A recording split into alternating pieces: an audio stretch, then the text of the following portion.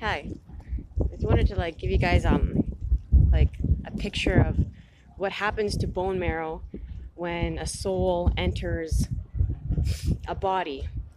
So the body is an entity on its own. The collective of body on a planet are like a chess piece or chess pieces. So these chess pieces can move different ways because of the families and also families they're coming from,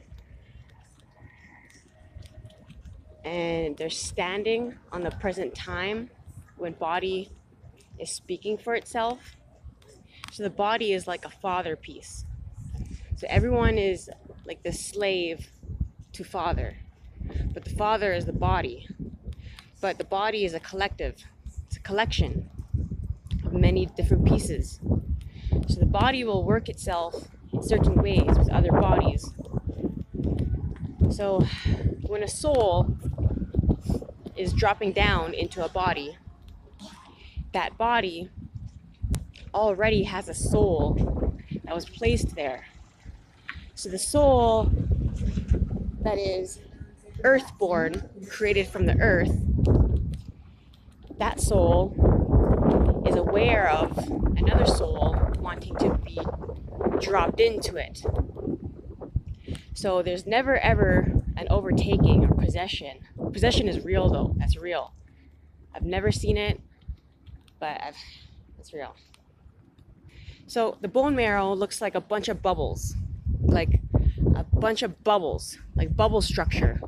So the original bone marrow, the original broth of beautiful, delicious soup is made from bones. Like you just boil bones, and then the bone marrow is boiled out. It turns like mush, goes into the soup. It's delicious. So the bone marrow looks like solidified bubbles, like a bubble structure.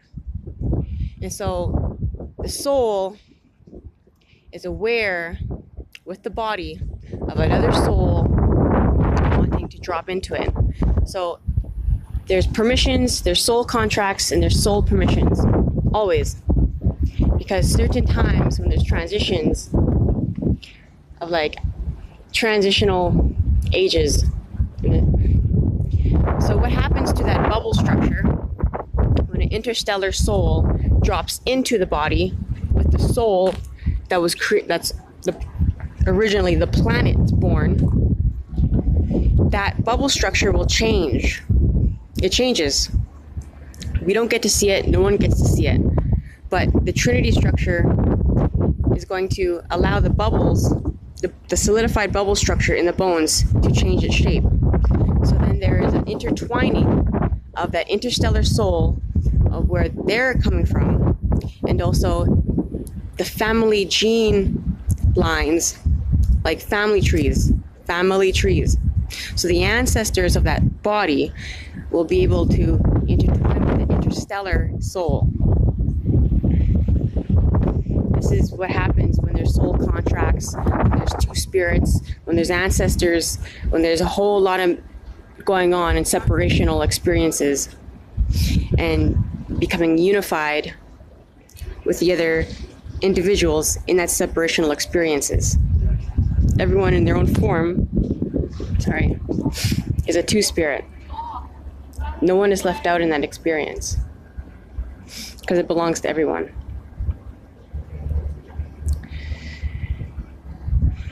Thanks. I wanted to show you